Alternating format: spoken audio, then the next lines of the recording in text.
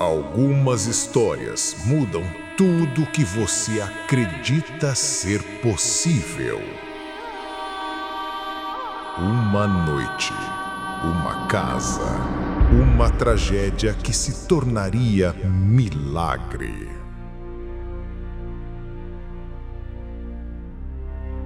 Paulo pregava, Eutíquio ouvia, mas o sono venceu.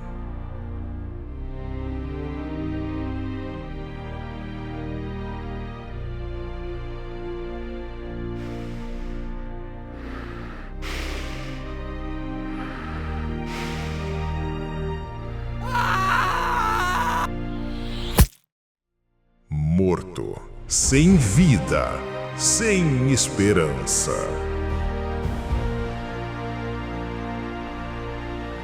Mas Paulo conhecia um segredo que você está prestes a descobrir.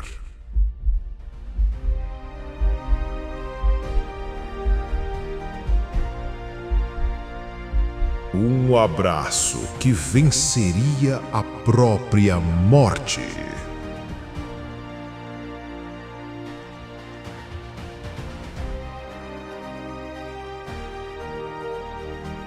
Eutíquio, vivo!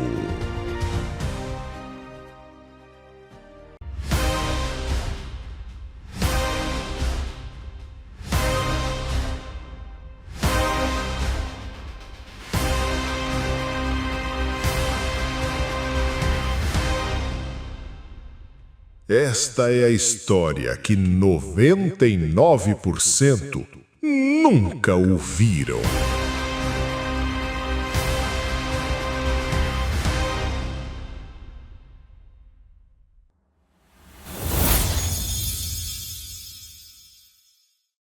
Existe um momento, um único momento em nossas vidas onde tudo muda, onde o ordinário se transforma no extraordinário. E foi exatamente isso que aconteceu numa noite em Troade, há quase 2000 anos atrás. Paulo, o grande apóstolo dos gentios, estava em sua última jornada missionária. Seus cabelos grisalhos já denunciavam os anos de perseguição, prisões e açoites pelo reino. Era o ano 68 depois de Cristo, segundo os registros de Lucas em Atos 20, versículos 7 a 12. Uma época onde ser cristão significava, literalmente, arriscar a vida. Naquela noite específica, algo especial estava acontecendo. O apóstolo havia reunido a igreja local para uma despedida que ninguém imaginava. Seria marcada pelo impossível. Entre os presentes estava um jovem chamado Eutíquio. Arqueólogos como John McRae, em sua obra Archaeology and the New Testament, confirmam que Troade era uma cidade portuária movimentada, cheia de vida e comércio. Eutíquio provavelmente era um jovem comerciante, talvez filho de algum membro da igreja. Alguém comum, como eu e você. Mas naquela noite seria diferente. O que começou como uma reunião normal de despedida se transformaria num dos milagres mais tocantes registrados nas Escrituras. Uma noite onde a morte seria vencida pelo amor. Paulo não sabia, Eutíquio não imaginava, a igreja não podia prever. Mas Deus já havia escolhido aquele momento, aquele lugar, aquelas pessoas para demonstrar que seu poder transcende até mesmo os limites da vida e da morte. Esta é a história de um encontro que mudaria tudo, para sempre. E era em Troade que esta história se desenrolaria. Imagine comigo, uma cidade portuária movimentada, localizada na costa noroeste da atual Turquia. Troade não era apenas uma cidade qualquer, era um importante centro comercial do Império Romano. Navios de toda parte do Mediterrâneo atracavam em seus portos, trazendo mercadorias, culturas e pessoas em busca de esperança. O arqueólogo alemão Heinrich Schliemann, famoso por suas escavações em Troia, também estudou esta região. Suas descobertas revelam que as casas em Troade seguiam o padrão romano clássico, construções de 2 ou 3 andares, com o térreo destinado ao comércio e os andares superiores. para moradia. Era numa dessas casas, especificamente no terceiro andar, que a igreja se reunia naquela noite fatídica. Vocês precisam entender, não existiam templos cristãos como conhecemos hoje. As igrejas se reuniam nas casas, nos cenáculos como eram chamados. Ambiente íntimo, familiar, onde cada pessoa conhecia o nome da outra. O terceiro andar dessa casa tinha janelas amplas, típicas da arquitetura romana daquele período. Segundo o historiador F.F. Bruce, em seu comentário sobre Atos, essas janelas eram essenciais para a ventilação, especialmente quando dezenas de pessoas se aglomeravam num espaço pequeno. Paulo havia chegado a Troade, vindo de Filipos, conforme relata Lucas. Era sua última passagem por ali antes de seguir para Jerusalém. A comunidade cristã sabia disso, e por isso aquela não seria uma reunião comum. Era uma despedida. O porto de Troade ecoava com o barulho dos navios, dos comerciantes gritando seus preços, das carroças transportando mercadorias. Mas ali, no terceiro andar daquela casa, um silêncio reverente tomava conta do ambiente. Era como se o tempo tivesse parado para ouvir as últimas palavras do grande apóstolo. Eutíquio estava lá, entre tantos outros. Ele não sabia que, em algumas horas, seu nome seria lembrado por toda a eternidade. Que aquela casa comum se tornaria palco do impossível. O cenário estava pronto, as pessoas reunidas, Paulo preparado para falar, e Deus estava prestes a surpreender a todos. Se estiver gostando da história, deixe um amém nos comentários. E não esqueça de se inscrever para não perder os próximos conteúdos. E então, Paulo começou a falar. Era domingo, o primeiro dia da semana, quando os cristãos se reuniam para partir o pão, a Santa Ceia. Mas aquela noite seria diferente. Paulo tinha tanto a dizer, tanto a deixar gravado no coração daqueles irmãos. Queridos irmãos de Troade, imaginem a voz do apóstolo ecoando pelo ambiente.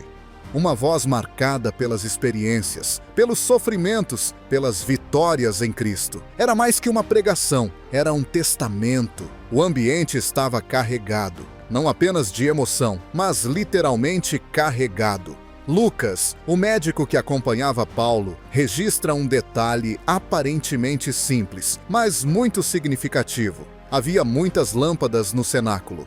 Atos 20, versículo 8. Arqueólogos modernos, como Jerome Murphy O'Connor, em seus estudos sobre arquitetura do primeiro século, explicam que essas lâmpadas eram de azeite, queimavam constantemente e geravam muito calor. Imaginem, dezenas de pessoas, dezenas de lâmpadas, num espaço fechado do terceiro andar. O calor era intenso, mas ninguém se importava. A sede espiritual era maior que qualquer desconforto físico. Paulo falava sobre a graça, sobre a redenção, sobre a esperança que temos em Cristo. Cada palavra era como uma pérola sendo depositada no coração dos ouvintes. O tempo passava. 9 da noite, 10 da noite, 11 da noite. E Paulo continuava. Não era prolixidade, era urgência, era amor.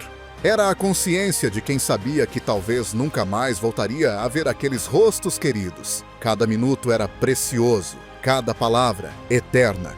Os historiadores especulam que Paulo pode ter falado sobre suas experiências em Jerusalém, sobre as perseguições que o aguardavam, sobre o futuro da igreja. Temas que fizeram a noite voar como um sopro. Meia-noite chegou, e Paulo ainda pregava. O amor pela palavra era tão grande, a fome espiritual tão intensa, que ninguém pensava em ir embora. Era como se aquelas horas fossem um presente de Deus.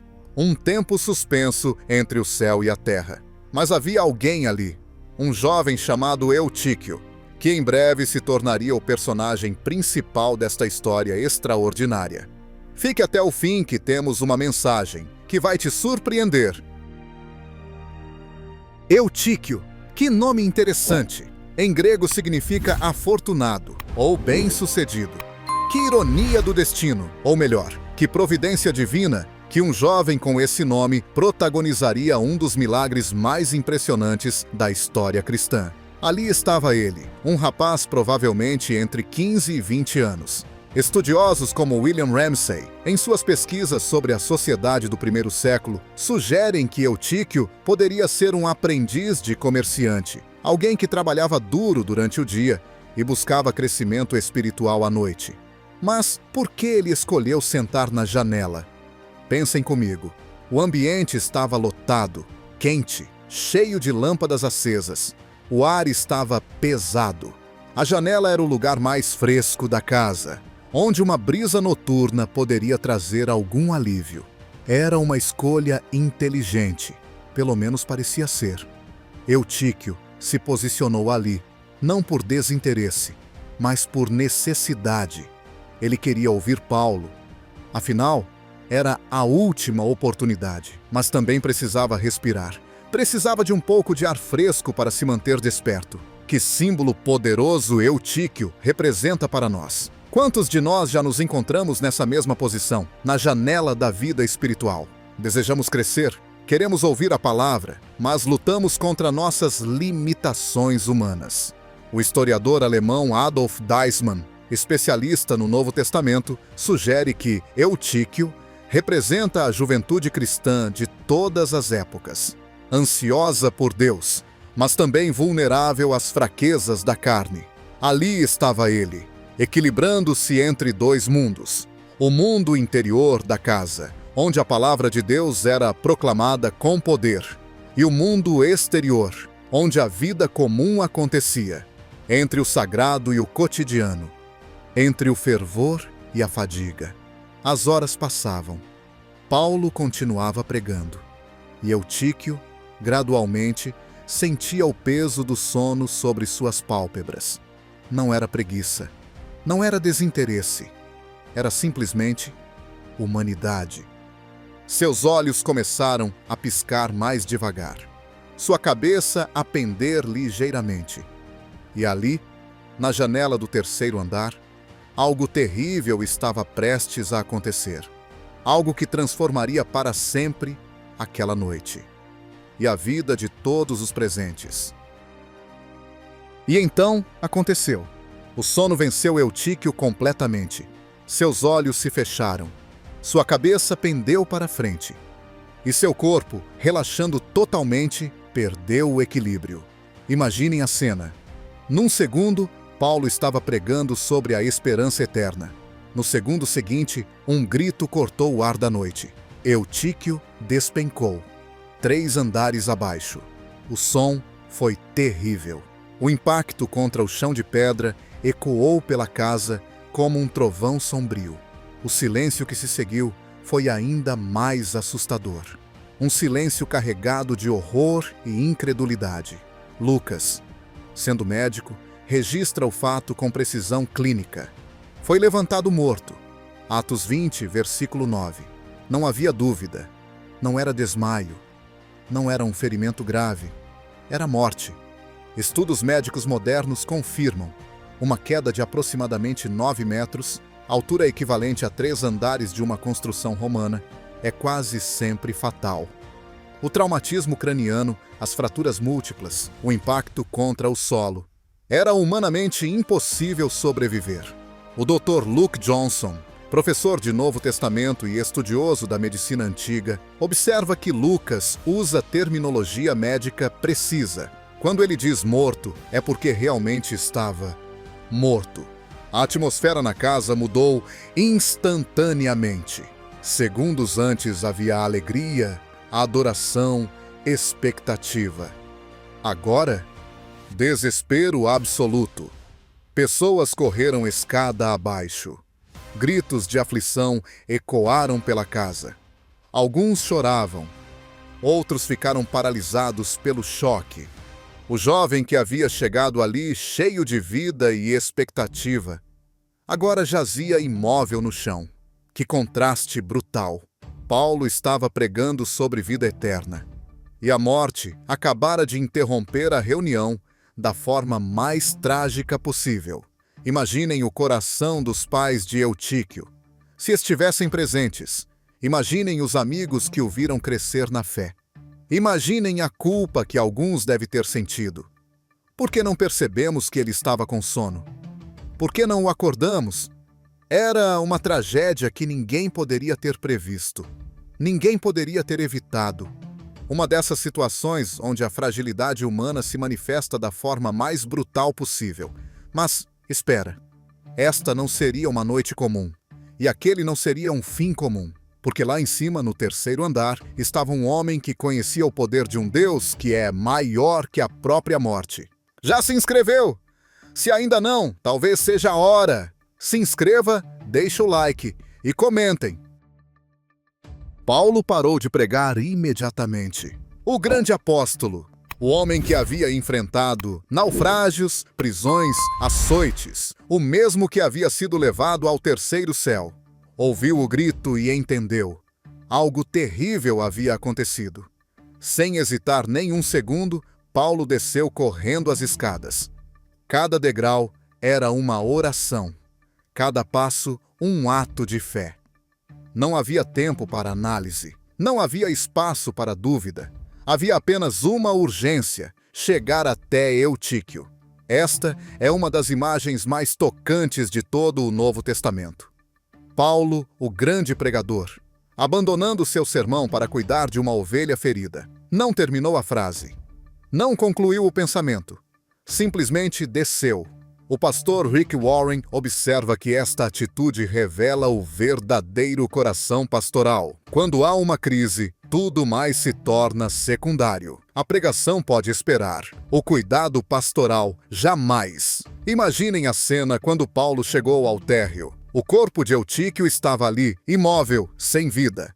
Pessoas chorando ao redor. Algumas orando desesperadamente. Outras em estado de choque total. Paulo se aproximou do jovem. E ali aconteceu algo que só pode ser descrito como sobrenatural.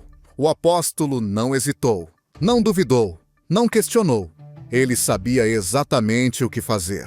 Estudiosos como F.F. Bruce sugerem que Paulo pode ter sido inspirado pelas histórias que ouvira sobre Elias ressuscitando o filho da viúva de Sarepta, sobre Eliseu e o filho da Sunamita, sobre o próprio Jesus ressuscitando a filha de Jairo.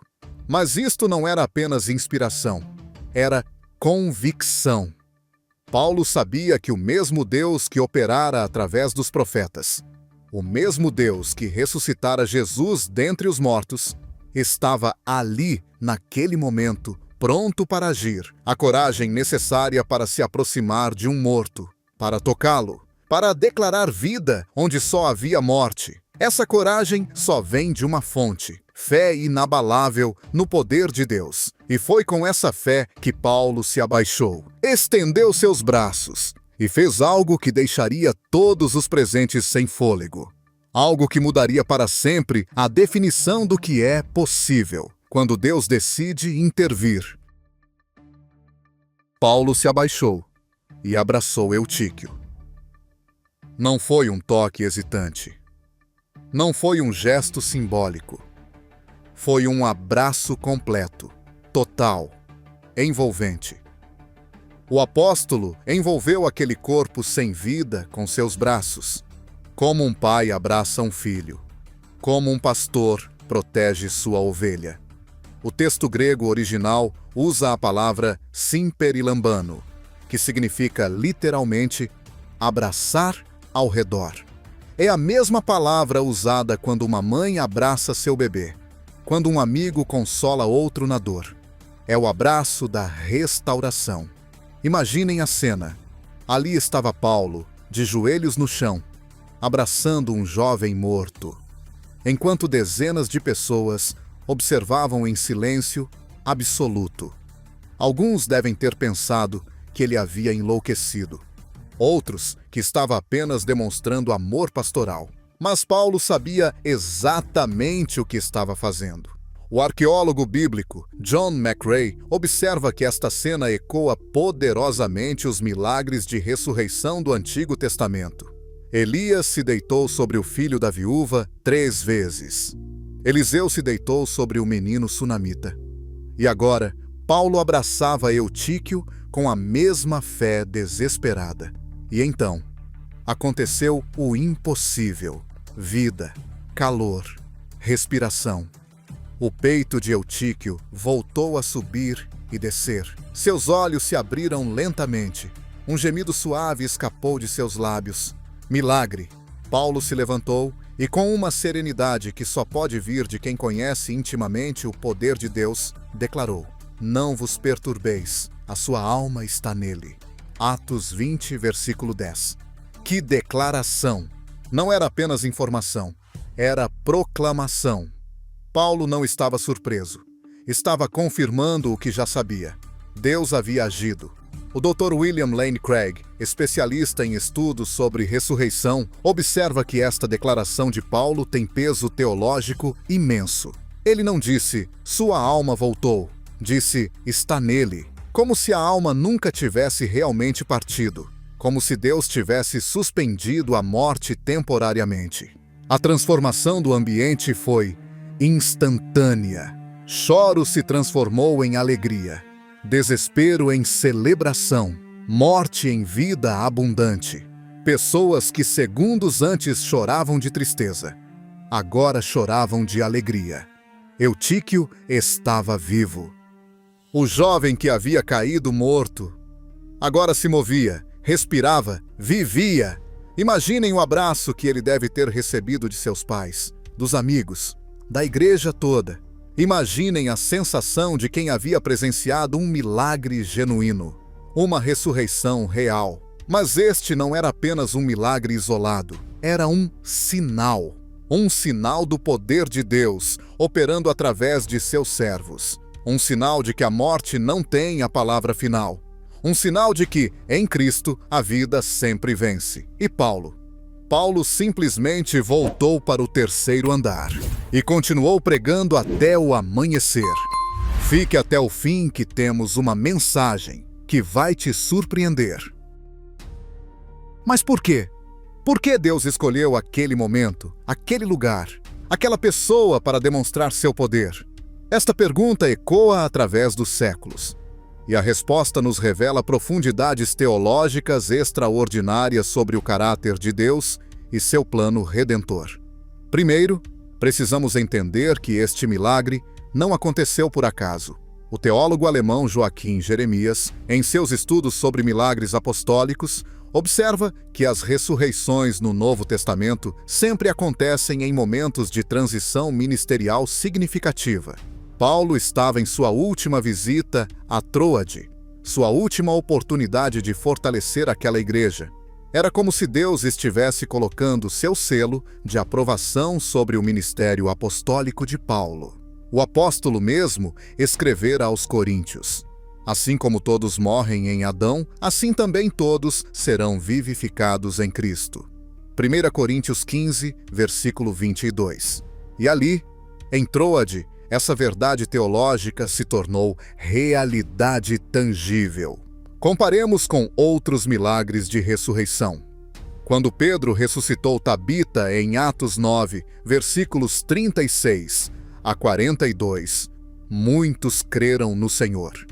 Quando Jesus ressuscitou o filho da viúva de Naim, conforme Lucas 7, versículos 12 a 15, o povo glorificou a Deus dizendo: grande profeta se levantou entre nós.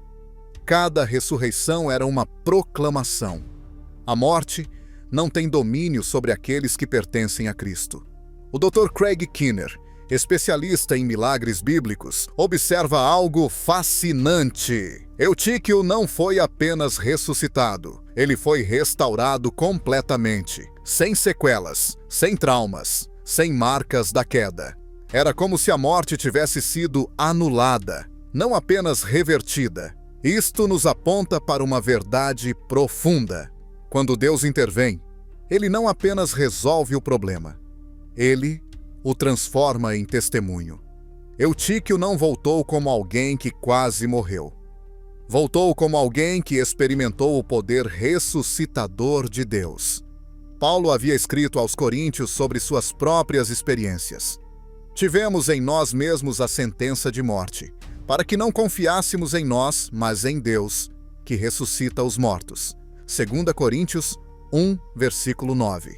E ali estava a demonstração prática dessa verdade. mas há algo ainda mais profundo. Este milagre aconteceu numa reunião da igreja, na presença de testemunhas. Não foi um evento privado, foi uma demonstração pública do poder de Deus. Por quê? Porque a fé cristã não é uma religião de experiências místicas individuais. É uma fé comunitária, baseada em fatos históricos verificáveis. Aquelas pessoas não sairiam de lá contando lendas, sairiam contando história. História real, verificável, transformadora. E a igreja de Troade nunca mais seria a mesma. Cada vez que se reunissem naquela casa, cada vez que olhassem para aquela janela, cada vez que vissem Eutíquio, lembrariam: nosso Deus é o Deus que ressuscita os mortos. E o que esta história nos ensina hoje, 2000 anos depois? Vejam, a história de Eutíquio não foi preservada nas Escrituras apenas como um relato histórico fascinante. Ela foi preservada como um espelho, onde podemos ver nossas próprias lutas, fraquezas e esperanças. Quantos de vocês já se sentiram como Eutíquio, querendo crescer espiritualmente, desejando ouvir mais da palavra, mas lutando contra limitações humanas? O cansaço do dia a dia, a pressão do trabalho, as responsabilidades familiares.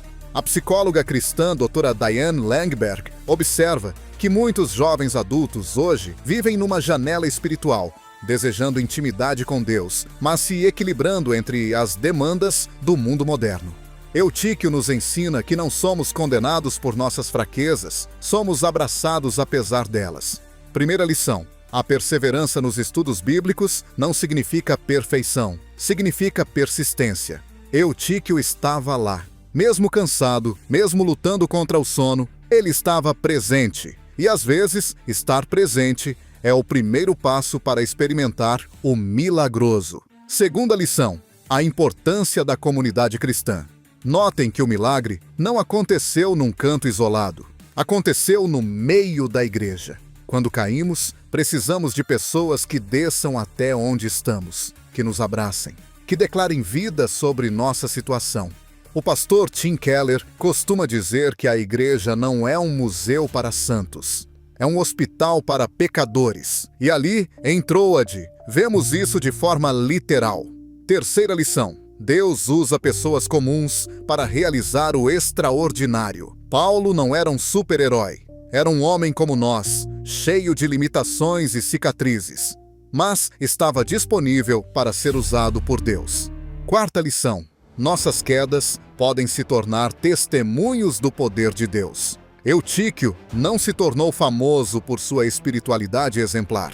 Se tornou famoso por sua experiência da graça restauradora. Quantos de vocês estão hoje se sentindo mortos espiritualmente? Quantos acham que suas quedas os desqualificaram do amor de Deus? A história de Eutíquio declara sobre suas vidas a esperança, a restauração, há uma segunda chance. Quinta lição: Deus trabalha através de nossas fraquezas. Paulo escreveu: quando sou fraco, então sou forte. 2 Coríntios 12, versículo 10. A fraqueza de Eutíquio se tornou plataforma para a manifestação da força divina. A igreja contemporânea precisa aprender que não precisamos esconder nossas lutas. Precisamos trazê-las para a comunidade da fé, onde o abraço restaurador de Cristo pode nos alcançar através de pessoas reais, com nomes e sobrenomes, como Paulo. Jovens estudantes da palavra, estudiosos apaixonados pelas Escrituras, escutem bem estas palavras finais. Vocês são Eutíquio. Quantas vezes se encontraram na janela da vida cristã, desejando crescer espiritualmente, mas lutando contra suas limitações humanas? Quantas vezes adormeceram, quando deveriam estar despertos?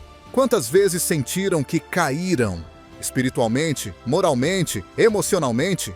A história de Eutíquio não é sobre julgamento, é sobre restauração. Não é sobre perfeição, é sobre a graça que nos levanta após cada queda. Paulo não repreendeu o jovem por ter dormido. Ele o abraçou. Cristo não os condena por suas fraquezas. Ele os restaura. Suas quedas não são o fim da história. São oportunidades para experimentar o abraço restaurador de Deus. Cada momento de fraqueza se torna palco para sua força. Cada morte espiritual que vivenciam é chance para uma nova ressurreição em Cristo.